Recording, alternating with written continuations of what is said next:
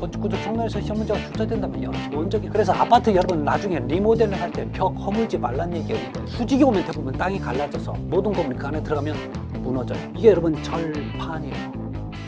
즉 완벽하다는 얘기랑 마찬가지예요. 자, 그래서 여러분 이번 시간은 여기까지 하도록 하겠습니다. 네, 이번 시간 지난 시간에 이어서 여러분 우리 급탕에 관련된 얘기 조금 남았어요. 자, 그런데 사실 여기서부터가 상당히 좀 어떻게 보면 중요한 얘기들이 더 많이 나올 수 있는 자 그런 항목들이 될 겁니다. 그래서 301페이지 보면 네 번째 팽창관과 팽창 탱크가 나와요.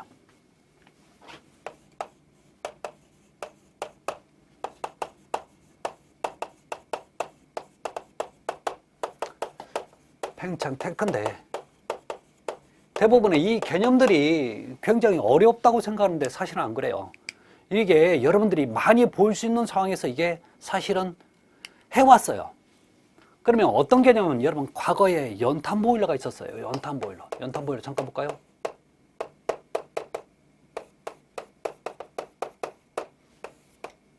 자, 연탄 보일러 이렇게 하얀색 또는 파란색 물통이 이렇게 있었고 여기에 난방 코일이 이렇게 있습니다. 자, 이 연탄 보일러 여러분 화력 조절을 한다면 정말 방이 뜨거워요. 얼마나 뜨거운지 여러분 다 우리 집 방바닥 코일이 어디로 갔는지 알 수 있어. 왜? 창판이 검게 분명히 색이 변해져 있을 거예요. 자, 그래서 이렇게 어디 있는지 다 알아. 이렇게 여러분 정말 이 연탄 보일러에 방이 뜨거울 때 되면 벽에 붙어 있었던 요 반 그 통이 하얀색 아니면 파란색 통에서 물이 확 위로 올라갑니다. 왜 올라가요? 이 물이 뜨거우니까 물이 팽창되는 거예요. 그래서 막 올라갑니다. 여러분 이 통이 있죠? 이 통이 바로 팽창 탱크가 되는 거고 요 관이 팽창관이 되는 거예요. 그러니까 옛날에 연탄 보일러에 있었던 게 지금 다 우리가 봤던 겁니다. 그럼 먼저 팽창관에 대해서 얘기합니다.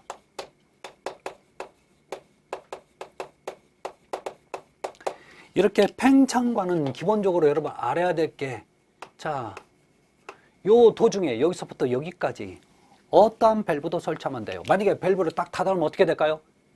물이 압력이 뜨거우면 압력이 못 올라오니까 요 중간에 어딘가 터져야 돼요. 그럼 큰일 나는 거죠. 따라서 팽창관 도중에 어떠한 밸브의 종류, 밸브류 설치를 금지합니다. 절대 하면 안 돼요. 다 터지게끔 돼 있어요. 자, 두 번째 팽창 탱크입니다. 자, 이 팽창 탱크는 크게 종류를 두 가지가 있어요. 여러분 앞전에 여기 즉 연탄 보일러에 썼던 그 팽창 탱크는 물통에 보면 항상 열려 있었다고요. 그러니까 이걸 개방식이라고 얘기하는 거죠. 그래서 팽창 탱크는 두 가지가 있어요. 하나는 밀폐식, 또 하나는 개방식이 있습니다. 자, 그러면 밀폐식 같은 경우에는 우리 교재 보시면 이렇게 큰 쇠통으로 되어 있어요. 얘는 안에가 압력이 차도 이 압력이 어느 정도 버틸 때까지는 버텨줘요. 그래서 압력이 너무 세면 이걸 또 압력을 또 빼주는 장치가 별도로 있어요. 자, 따라서 이 밀폐식은요 주로 고온수에 많이 사용합니다. 고온수 난방에. 자, 이 고온수인데 고온수의 온도는 보통 100도씨 이상, 가로가다 100에서 한 150도씨 정도라고도 표현하는데 이렇게 고온수를 만드는 보일러는 강판제 보일러가 주로 많이 써요. 강판제 보일러가 사용이 됩니다. 그래서 주로 대규모나 또는 지역 난방 또는 지역 급탕에서 또는 중앙 난방, 중앙 급탕식에서 사용되는 게 바로 밀폐식이에요. 자, 그런데 이 밀폐식은 어떠한 설치 위치에 제한이 없이 필요한 곳 어디든지 가능합니다. 그런데 개방식은 주로 저온수에 많이 쓰여요. 저온수를 우리가 보통 온수라고 하는데 보통 온수의 온도를 보통 우리가 100도씨 미만, 보통 80에서 90도씨 정도로 봐요. 자, 이렇게 만드는 보일러는 보통 주철제 보일러가 사용되는데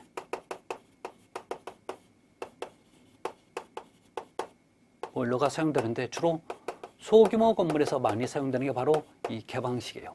자, 문제는 이 팽창탱크와 팽창관이 지금 우리 급탕에서만 쓰는 게 아니라 여러분 난방에서도 이 얘기가 한번 또 나와요. 난방에서도 여러분 온수를 쓸 때는 그러면 이 여기도 팽창관하고 팽창탱크가 필요하다고요. 온수 난방에서. 따라서 자, 이걸 같이 배웁니다. 아셨죠? 즉 이 개방식은 이 보통 온수 난방에 저온수에 주로 많이 쓰는데 설치 위치가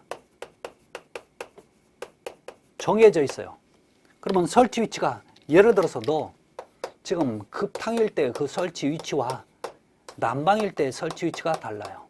그래서 급탕은 최상층이 급탕전부다.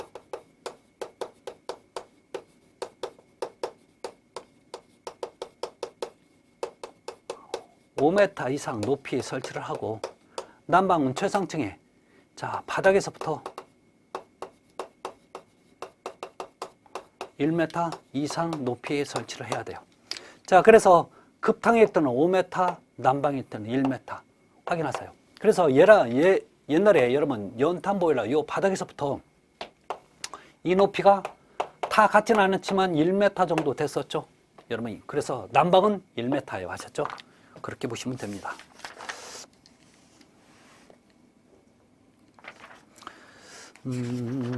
그렇게 보시면 되고 그 다음에 우리 이제 봐야 될 게 302페이지 보시면 여러분 급탕기구 설치 시 주의사항입니다.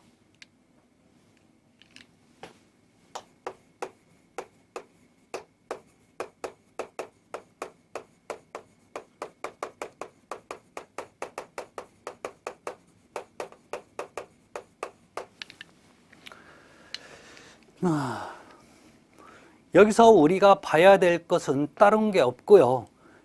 가장 먼저 이번에 봐야 될 게 여러분 네 번째 보면 이런 얘기가 나왔습니다. 여러분 온도계가 나와요. 자, 온도계는 어떤 표현이 있는지 한번 보도록 할게요. 보이부치가 L 또는 원형 또는 I형으로서 이게 중요한 게 아니에요. 아셨죠? 자, 여기는 최고 눈금은 최고 사용 온도의 1.5배. 자, 그래서 이 온도계에 눈금이 있을 거란 말이에요. 자, 이 눈금은 최고 사용 온도에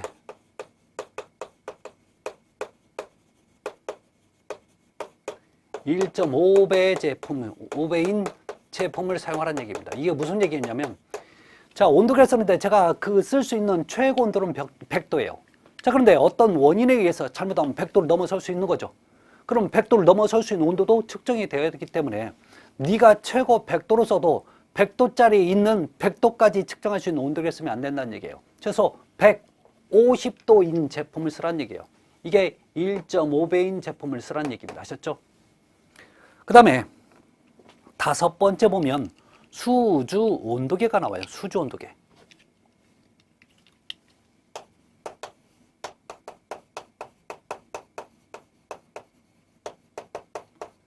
여러분 수주가 무슨 뜻이냐면 수도란 뜻이에요. 즉 압력, 높이란 뜻입니다. 그래서 압력이에요. 수압을 얘기하는 거죠. 그래서 수주 온도계는 이 압력과 온도를 같이 측정하는 거예요. 자, 이때 여러분 중요한 얘기가 나옵니다. 그래서 여러분 수주 온도계는 수주 및 온도 두 가지를 표시한 눈금을 갖는 제품으로서 수주의 최고 눈금은 사용 압력에 요 압력을 측정하는데 이 압력에 사용하는 압력에 1.5에서 3배인 제품을 쓰는 거고 온도는 최고 사용 온도의 1.5배인 제품을 쓰라고 나와 있죠. 아셨죠? 여러분 얘기가 달라요. 그래서 요거 정리 잘 해놓으세요. 나왔냐고요? 아직 안 나왔어요. 그래서 이 얘기 여러분 꼭 좀 정리 잘 하시기 바랍니다. 자, 이제는 저는 넘어갑니다. 자, 그래서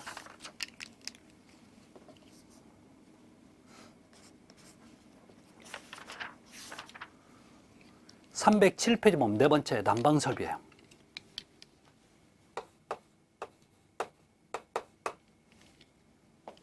제4장 난방 설비입니다. 자, 난방 설비에서 우리가 기본적으로 배워야 될 내용은 여러분 여러 가지가 있는 것 같아도 그렇지 않아요. 자, 기본적으로 여러분 난방에서 우리가 배워야 될 난방은 전기난방, 그다음에 온순한방, 그다음에 복사난방입니다. 자, 문제는 뭐냐면 시험 보신 분들도 마찬가지예요. 오답을 많이 말씀하는데 여러분 댁은 지금 요 세 가지 중에서 무슨 난방이에요? 대부분 보면 온순한방이라고 하는데 여러분 댁은 온순한방이 아니에요. 여러분 댁은 무조건 복사난방입니다. 아셨죠? 여러분 댁은 복사난방이에요. 온순한방, 증기난방도 아니에요. 복사난방입니다. 자, 왜 그러냐? 여러분 증기난방과 온순한방은요, 방열기 있죠? 여러분 라디에이터라고 하는 거. 그 안으로 증기가 들어가면 증기난방, 그 안으로 들어가면 온순한방이든, 온수가 들어가면 온순한방. 그럼 여러분 댁은 방열기 있어요? 없어요? 없잖아요. 그렇죠? 그래서 나중에 복사난편은 제가 설명을 좀 드릴 겁니다. 그래서 기본적으로 우리 집 난방은 온순한방이 아니라 복사난방이라는 거. 자, 그러면 기본적으로 얘기를 먼저 하는 게 첫 번째 난방기기가 나오죠. 페이지 308페이지. 308페이지 보면 여러분 1번에 보면 방열기가 나와요. 자, 영문어로 라디에이터라는 표현을 쓰는데 방열기의 말뜻 좀 잠깐 해석 좀 할게요. 열을 방출하는 기기. 방열기 뭐라고요? 열을 방출하는 기기가 방열기예요. 자, 그래서 방열기는 열이 방출되는 거죠, 공기 중으로. 그래서 공기를 대표하는 기본적인 난방 방식이 방열기를 쓰는 방식들이에요. 자, 그러면 여기서 방열기에 여러 가지 형태가 있는데 여러분 네 번째 보면 대류 방열기가 나와요. 자, 얘가 대류 방열기입니다. 결론 대류 작용이 잘 일어나서 효율이 좋은 게 바로 대류 방열기인데 한번 뭐라고 있는지 한번 볼게요. 대류 작용이 촉진을 위해서 밑에서 유입된 공기를 가열하면서 상부의 계급으로 유출되며 자연 대류하여 실내로 순환시키는 구조로 열 효율이 좋아 널리 쓴다 라고 되어 있죠. 자, 그런데 이 대류 방열기의 영문이 뭐라고 써 있냐면 컨벡터라고 써 있죠. 자, 이거 읽을 때 여러분 뭐라고 읽냐면 컨벡터라고 읽어요. 자, 그런데 특이하게 다른 방열기들은 저 뒤에다가 여러분 영문을 표기할 때 라디에이터라는 표현을 쓰는데 얘만은 방열기, 라디에이터라는 표현 안 붙죠. 뭐라고 붙어요? 컨벡터. 자, 그래서 만약에 어떤 방열기의 종류를 물어볼 때 어쩌고 저쩌고 돼갖고 어쩌고 되는데 이 중에서 자, 어떤 방열기가 좋냐 물어봐요. 그러면 대류 방열기라는 표현을 절대 안 써요. 얘는요, 한글로 컨벡터 써놓고 뒤에다 영문으로 컨벡터로 써요. 그러면 뭐가 문제냐면 얘는 절대 방열기인지 몰라요. 그래서 그냥 가는 거죠. 그래서 여러분 컨벡터가 즉 대류 방열기라는 거 알아두시기 바랍니다. 자, 다음에 여러분 방열기의 도예 잠깐만 좀 볼까요? 자, 나오는 얘기는 많이 아니지만 페이지 309페이지 보면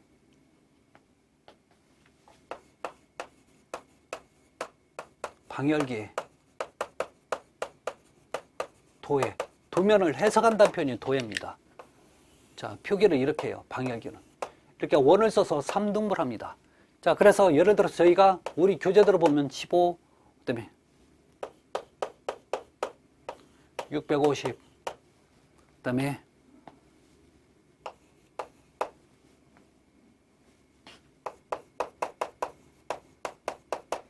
이렇게 나오면 이게 무슨 뜻인지 잠깐 보도록 할게요. 자, 여러분 방열기를 이렇게 좀 제가 대충 한번 그려볼게요. 옛날에 주철제 방열기가 이렇게 많이 생겼었죠.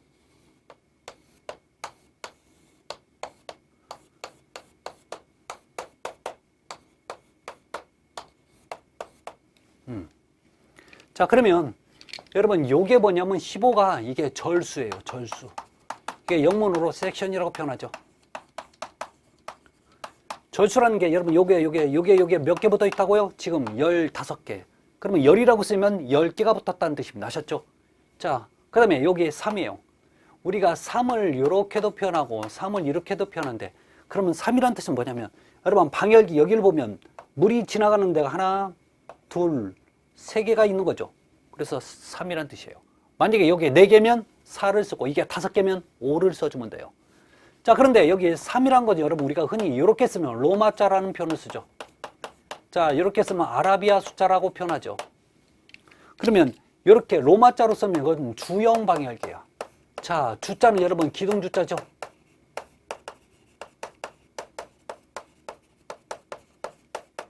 그러면 3자라고 쓰면 이거 세자예요. 세자. 이 세자가 가늘 세자야. 세주형 방열기. 자, 그러면 이게 무슨 뜻이냐면 요게 상대적으로 넓적하면 주형이고 이게 더 얍삭하면 얇아버리면 이게 좀 폭이 더 좁으면 세자를 써서 세주형 방열기라고 합니다. 그러니까 어떤 형태적으로 여러분 모르는 거죠. 그 다음에 650mm는 요걸 높이를 얘기해요. 단위는 밀리미터입니다. 즉, 또 여기서부터 여기가 높이 얼마요? 650mm가 된다는 얘기죠. 그 다음에 여기서 20A가 밀리미터라는 뜻입니다. 그죠? 아시죠? A라고 쓰면 밀리미터요. 자, 요건 여러분 요 광경, 즉 인입 광경. 광경이 반의 지름이 여기가 20mm고 나가는 쪽에 요게 광경이 유출 광경. 여기 20mm라는 뜻이죠. 이거 이 정도 보시면 됩니다.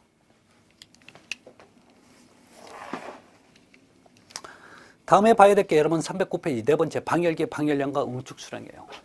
자, 응축 수량은 여러분 나중에 다 계산해야 되는데 먼저 우리가 암기해야 될 내용 중에 하나가 뭐냐면 표준 방열량입니다.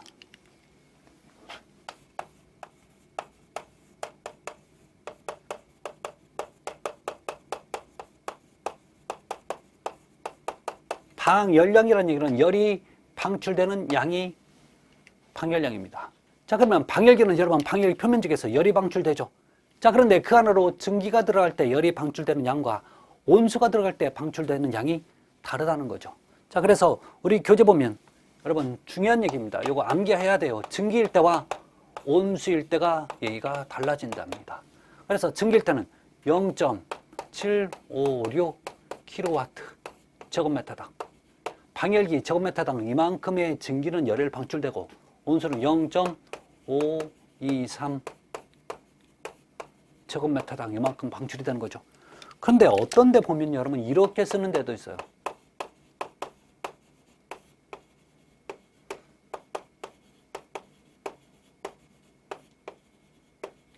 지금 단위가 여러분 킬로와트고 여기는 와트가 쓰는 거죠.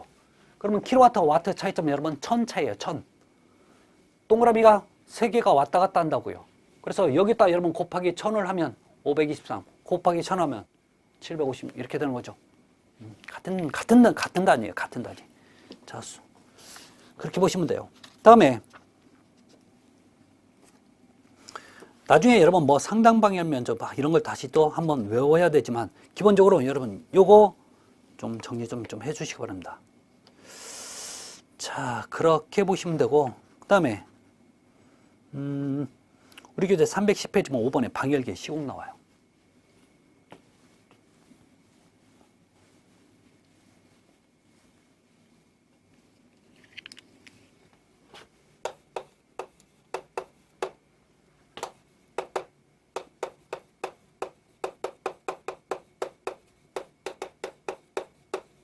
방열기의 시공.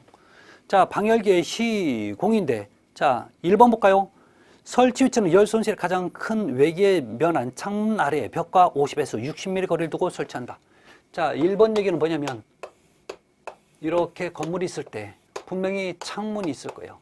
창문이 있으면 방열기는 바로 창문 밑에 설치를 해 주라는 얘기예요.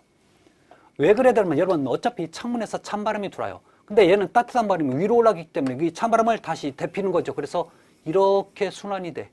결론은 창가 밑에 방열기를 설치하는 가장 큰 이유가 대류작용이 가장 잘 일어난다는 얘기죠. 자, 그런데 문제는 뭐냐면 얘는 이 벽과 방열기는 최소 떨어지래요. 얼마? 50에서 60mm는 떨어져서 있어줘야 돼요. 왜 그러냐면 예를 들어서 여러분 이게 방열기라고 칩시다. 그러면 방열기는 이쪽 면하고 이쪽 면 더 열이 다 방출이 돼야 되는 거죠. 그럼 벽에 딱 붙으면 요 붙은 면은 열의 방출이 안 생기잖아요. 그러니까 살짝 띄워놔야 이쪽으로 공기가 들어가면서 올라가면서 열이 방출이 잘 되겠죠. 그래서 그 효율을 높이기 위해서 벽과 떨어져야 됩니다. 두 번째, 한 개의 방열기 절수는, 자, 여러분 두 번째, 한 개에 설치된 방열기 절수는, 섹션의 수는 보통 15개에서 20개 정도가 적당하다라고 나와요. 그래서 절수가 많을수록 난방번은 커진다. 여기서 부하라는 표현이 나옵니다. 여러분, 부하. 부하라는 표현이 나오면 이걸 바꿔서 해석해요. 어떻게 해요? 사용 또는 사용량이라고 해석하셔야 돼요. 그러면 2번 표현을 다시 한번 읽어보면, 자, 이 절수가 많으면 많을수록 뭐가 증가돼요? 사용 또는 사용량이 증가한다는 얘기죠. 왜? 그만큼 커지니까 열의 방출이 많아지니까 열의 손실이 그만큼 많아진다는 얘기죠. 그래서 난방 사용량이 많아집니다. 자, 세 번째, 온순한방은 유입관과 유출관계인 같으나, 여러분 온순한방은 세 번째예요. 자, 온순한방이 있고 증기난방이 있어요. 자, 유입관과 유출관이 있는 거죠.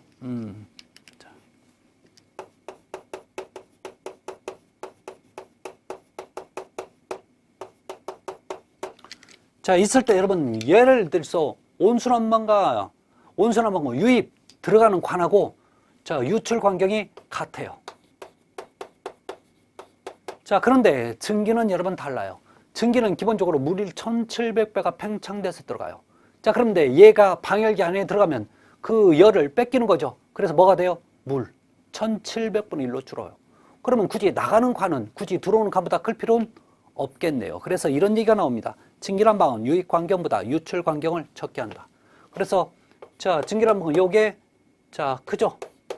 요게 작아지는 거죠. 네 번째, 방열기의 배관은 열에 의한 배관의 신축을 고려해 유입관과 유출관은 수입을 이용한다. 그래서 방열기 주변은 뜨겁거든요. 그래서 뭘 쓰라고요? 자, 네 번째, 방열기 주변은 수입을 이용을 하는 거죠. 여러분, 수입은 우리 급탕에서 한번 배워왔어요. 어디에서요? 급탕에서 신축 이음의 한 종류가 됐죠. 엘보를 최소 2개 이상 쓰게끔 돼 있어요. 그래서 방열기 옆에 보면 엘보를 최소 2개 쓰게끔 만들어 놓습니다. 원래 그렇게 돼야 되는데 대부분 보면 엘보 하나 쓰고 말아버려요. 그렇지만 최소 2개 이상 써줘야 되는 거죠. 다섯 번째, 유출관은 방열기 트랩을 부착하여 응적수 유출이 용이하게 한다. 그래서 유출관 쪽에는 특히 증기 쪽에만 설치를 합니다. 나중에 표현할 거예요. 그 다음에 나오는 게 여러분 방열기 밸브, 그 다음에 공기 빼기 밸브, 증기 트랩 이렇게 다 나오는데 이건 여러분 지금 제가 설명을 지금 못해요. 자, 그러면 나중에 하나씩 설명합니다. 세 번째, 이제 보일러가 나와요. 보일러는 좀 보셔야 돼요.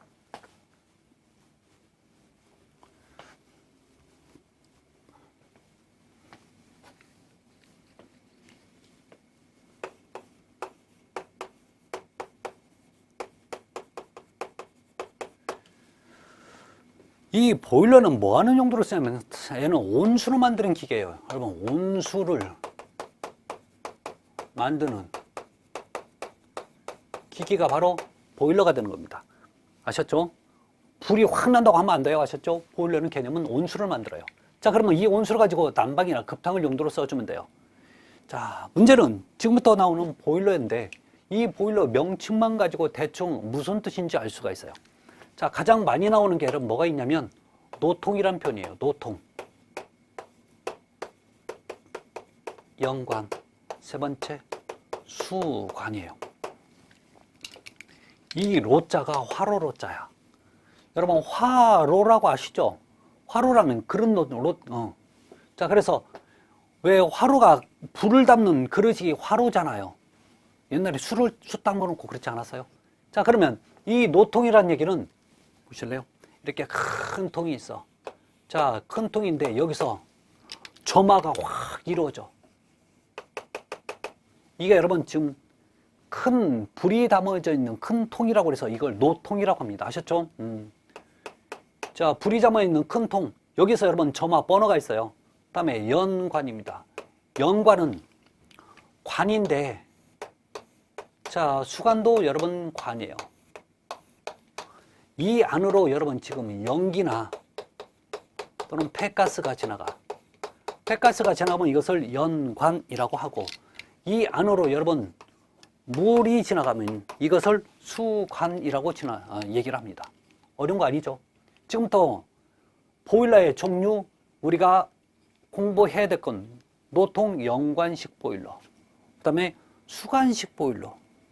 여러분 가장 우리가 많이 봐야 될 게, 그 다음에 또 하나가 여러분 주철제 보일러예요. 아셨죠? 자, 먼저 여러분 지금 우리가 봐야 될 게 첫 번째 주철제 보일러가 페이지 312페이지에 있어요.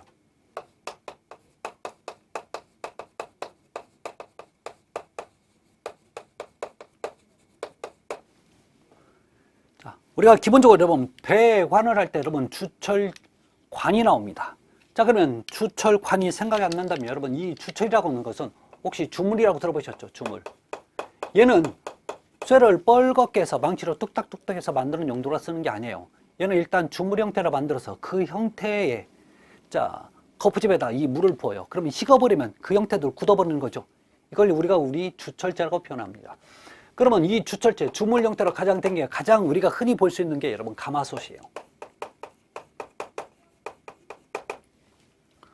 기본적으로 여러분 주철의 기본적인 개념이 지금 잘 보셔야 돼요. 얘는 이 주철제 보이는 첫 번째 특징이 녹이 슬지 않는 거죠.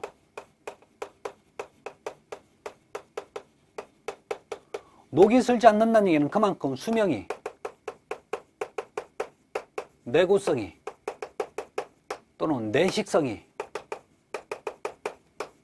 크다라는 얘기죠. 두 번째 또 하나의 특징 중에 하나가 자, 이 주철제 보일러는 여러 가지 이렇게 주물 형태로 만들다 보니까 크게 하나로 못 만들어요. 얘는 기본적으로 어떻게 보면 조립식 형태로 만들 수밖에 없어요. 그래서 얘는 부품화 되어야 됩니다. 부품화되어서 부품화 형태로 제작이 돼요. 자, 우리가 흔히 해서 섹션화 돼야 되는 거죠. 자, 이렇게 부품화가 되면 좋은 점이 있죠. 가지고 보일러실에 가지고 들어갔다 가지고 나오기가 쉬워요. 그래서 보일러실로 반입 반출이 쉬워집니다. 자, 또 좋은 게 만약에 얘는 주철제 보이는 자, 그 용량을 좀 더 하고 싶으면 몇 개를 더 붙일 수 있고요. 너무 많으면 그걸 떼어버릴 수 있어요. 그래서 자, 용량 증감이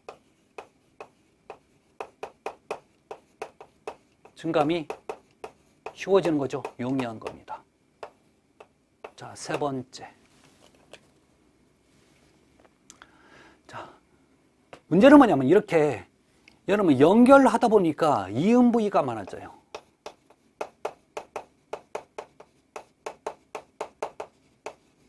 많아져. 이음 부위가 많아지면 뭐가 문제냐면 그만큼 누수 우려도 많아지는 거죠. 그래서 누수 우려가 커서 절대 너는 고압용으로 사용 못하고 저압용 보일러로 사용이 되는 겁니다. 저압용 보일러예요. 자, 그런데 얘는 증기용으로도 사용되지만 온수용으로도 사용이 되는 거죠. 자, 그래서 증기용과 온수용이 있어요. 자, 증기용은 기본적으로 사용 압력이 자, 0.1 메가파스칼 이하에 쓰고 온수용은 0.3 메가파스칼 이하에 써요. 이렇게 증기용이 더 압력을 더 낮게 쓰는 이유가 여러분 증기용은 기본적으로 폭발의 위험성이 많아요. 증기는 이런 1700배가 팽창되니까 그게 압력이 엄청나다고요. 그래서 너는 오히려 증기보다 온수용이 더 숫자가 더 높을 수밖에 없어요. 자, 세 번째. 이 주철제 보일러 세 번째 또 하나의 특징이 뭐가 있냐면 열에 의한 부동 팽창이 생겨요.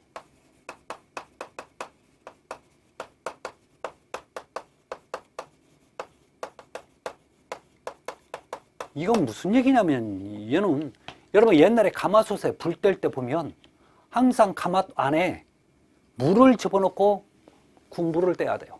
그러면 가마솥 안에 물이 없잖아요. 그러면 한 곳에 열이 집중적으로 닿으면 얘는요 신축 팽창이 달라서 쫙 갈라져요. 따라서 열에 의한 부동 팽창이 생긴다는 얘기는 얘는요 어때요? 균열, 파손이 생긴다는 얘기죠. 이게 여러분 주철제 보일러의 기본적인 특징입니다. 아셨죠? 알아두셔야 돼요. 자, 그게 지금 우리 교재도 나와 있습니다. 자, 그러면 나머지 이제 노통 보일러와 노통 연관식 보일러와 수관식 보일러에 대해서 설명 좀 드릴게요.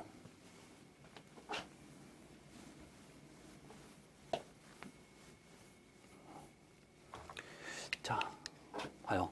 여러분 큰 물통이 있어요. 엄청 커요. 이 안에 제가 노통을 이렇게 연결해요. 아셨죠? 자, 여기서 번호를 확 데필 겁니다. 노통이 여러분 불을 담는 통이잖아요. 자, 그래서 이쪽으로 제가 이렇게 하고 있으면 이 뜨거운 버너 때문에 이 노통 주변이 뜨거워지는 거죠. 뜨거우니까 여기에다 찬물이 있으면, 여러분 물이 있으면 그 열이 이쪽으로 전달돼서 이 통 안에 있는 물한테 열이 전달되니까 따뜻한 온수를 만들 수 있는 거죠. 이러한 보일러의 명칭이 뭔지 아세요? 얘 보일러 이름이 노통 보일러예요. 자, 이 보일러가 나쁜 점 있는 게 아니라 좋은 점도 상당히 많아요. 자, 기본적인 좋은 점 뭐냐면 한번 물을 데펴 놓잖아요. 데펴 놓으면 얼마든지 보내줄 수 있어요. 물이 굉장히 이 통이 크니까. 근데 결정적으로 이 보일러의 단점 중에 하나가 뭐냐면 이 굴뚝으로 폐가스가 가면서 이 폐가스 자체에서는 열을 가지고 있어요. 이게 손실이 많이 생겨. 그래서 이 보일러를 진화시키는 보일러가 있습니다. 어떻게 진화시켜요? 자, 외형 형태는 똑같아요. 그래서 여기에다 노통을 심어요. 자, 노통을 심었어. 그래서 버너가 확 데펴지면 이 중간중간에는 아주 미세하게 많은, 무수히 많은 관을 갖다가 여기 주변에 다 심어. 그래서 이 관 안으로 지금 뭐가 흘러가게? 이 폐가스가 흘러가게 만들어놔요. 그럼 폐가스가 흘러간다는 얘기는 여기 있는 열도 물을 데피는 데 쓰겠다는 얘기죠. 그러면 이 관 이름이 뭐예요? 연관이야. 그래서 이 보일러 이름이 노통, 노통이 있죠? 연관식 보일러. 보일러가 되는 거죠. 그러면 이 노통 보일러를 개량한 게 뭐가 돼요? 노통 연관식 보일러가 되는 거죠. 자, 그러면 얘는 기본적으로 특징입니다. 첫 번째, 보유 수량이 많아요.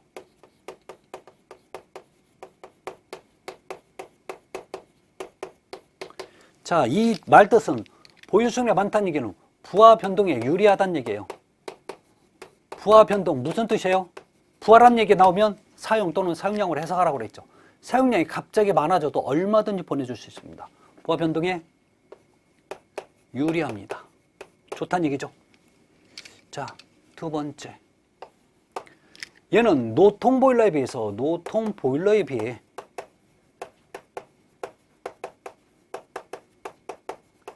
열 효율이 좋아지는 거죠. 증가합니다. 세 번째. 그렇지만 예열 시간이 길 수밖에 없어요. 예열 시간이 노통 보일러에 비해서는 예열 시간이 짧아지죠. 그래서 노통 보일러라고 할게요. 노통 보일러에 비해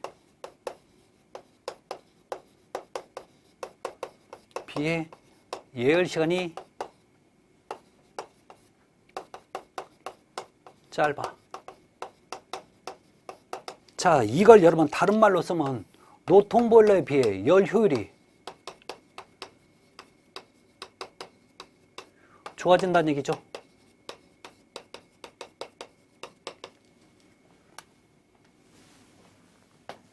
자, 그런데 얘는 기본적으로 노통 보일러에 비해서 설비비가 가격이 증가하는 거죠. 또 하나, 노통 보일러에 비해서 이 노통 연관식 보일러는 수명이 단축돼요. 수명이 짧아요. 수명이 짧은 이유가 있어요. 여러분, 연관은 지금 폐가스가 흘러가요. 왜 우리 자동차를 사면 여러분 가장 먼저 부식되는 게 자동차 머플러 쪽이에요. 배기통. 가장 먼저 부식돼요. 아셨죠? 그래서 얘가는요, 어때요? 그것 때문에 이 연관이 부식이 생겨서 수명이 짧다라고 얘기하는 거죠. 그래서 우리 교재 여러분 313페이지 보면 노통 연관식 보일러 사진이 있어요. 거기 보면 오른쪽 사진을 보면 구멍이 뽕뽕뽕뽕 뚫려 있는 게 그게 바로 연기가 통하는 관, 연관이에요. 그 부분을 나중에 여러분 지금 까맣게 된 이유가 뭐냐면 그 그림이 있어서 그래요. 여름에 되면 그 안을 전부 다 청소 다 해줘야 돼요. 실제 여러분 이 노통 연관식 안에 보일러 안에 들어가서 청소를 다 합니다. 자, 그래서 이 노통 연관식 보일러, 즉 이 노통 연관식 보일러의 자, 사용 압력은 보통 우리 교재 보시면 0.7에서 1메가파스칼 정도의 사용 압력으로 사용되는 거죠. 그러면 이와 좀 대별되는 보일러가 하나가 있어요. 그럼 우리 마지막으로 공부해야 될 우리 교재 페이지 314페이지 보시면 수관식 보일러입니다. 자, 수관식 보일러는 개념이 여러분 증기를 조금 모아놓는 증기통이 있고, 그 다음에 자, 물을 담아져 있는 물통이 있어요. 이 사이로 아주 작은 배관으로 연결이 되어 있어요. 그래서 얘는 여기서 점화가 확 이루어져요. 여기서 점화가 이루어져. 그러면 여기에 열이 전달되는 게 아니라 지금 이 배관 주변으로 열이 전달돼요. 이게 어떤 개념이냐면 이렇게 수관이 있다고 칩시다. 수관이 있어. 근데 이 관은요, 이 관의 길이가 길다 보니까 안에는 물이 별로 없고, 자, 펌프가 물을 밀어줘요. 펌프가 물을 쭉 밀어주면 얘는 잘 보세요. 이 주변에서 열을 흡수해 와요. 표면적인 열을 흡수해 와. 근데 안에 있는 물은 적고 표면적은 크기 때문에 자, 물이 찬물이 공급되면서 여기 오면 벌써 보글보글보글 여기 오면 끓어버려. 그러면서 여기는 수증기가 만들어진 거죠. 이렇게 빨리빨리 만들어진 게 여러분 수관식 보일러입니다. 그래서 이 수관식 보일러는 자, 기본적인 특징이 가장 보일러 중에서 예열 시간이 가장 빨라요.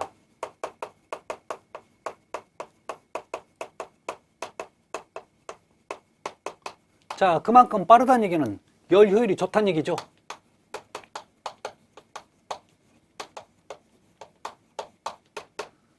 자, 그래서 여러 가지 좋은 점들이 많아요. 그렇지만 얘는 보유 수량은 적어요. 보유 수량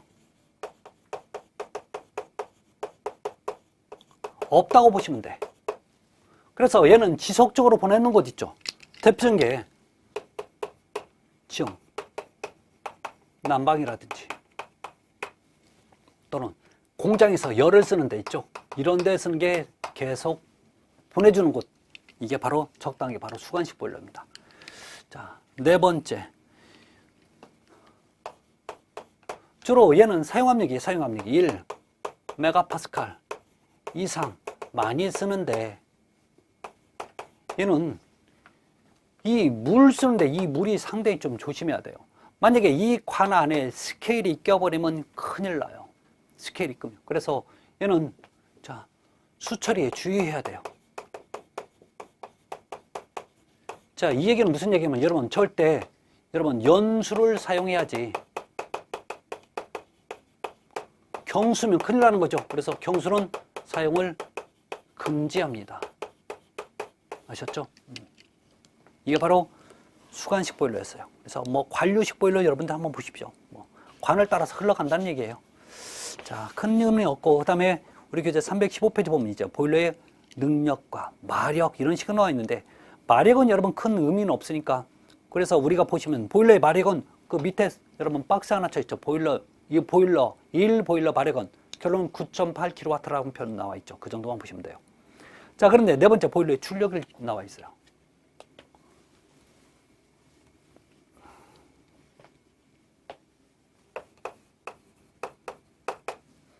15페이지 네 번째, 보일러의 출력. 자, 여기 보시면 뭐 정미 출력, 전격 출력, 상용 출력 이렇게 했는데, 기본적으로 우리가 많이 쓰는 게 상용 출력입니다. 평상시 사용된다는 얘기죠. 상용이라는 얘기가. 자, 그러면 평상시 보일러 쓰는 용도는 여러분 급탕을 쓰기 위해서, 그래서 급탕 부하, 그 다음에 난방 부하. 자, 그런데 이걸 다 뭘로 보내줘요? 배관으로 보내주는 거죠. 그래서 배관에 열 손실까지 합쳐주는 게 바로 배관 부하에도 상관없어요. 상용 출력입니다. 자, 그러면 전격 출력이 나와요.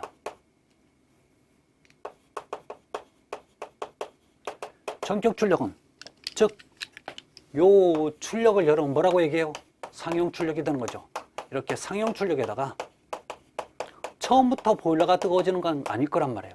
그래서 자, 예열까지 합쳐주는 게 전격 출력이 되는 거죠. 아셨죠? 그래서 자, 여러분 이 정도까지는 좀 봐주시기 바랍니다. 그래서 자, 나머지는 한번 다음 시간에 또 뵙도록 하겠습니다. 감사합니다.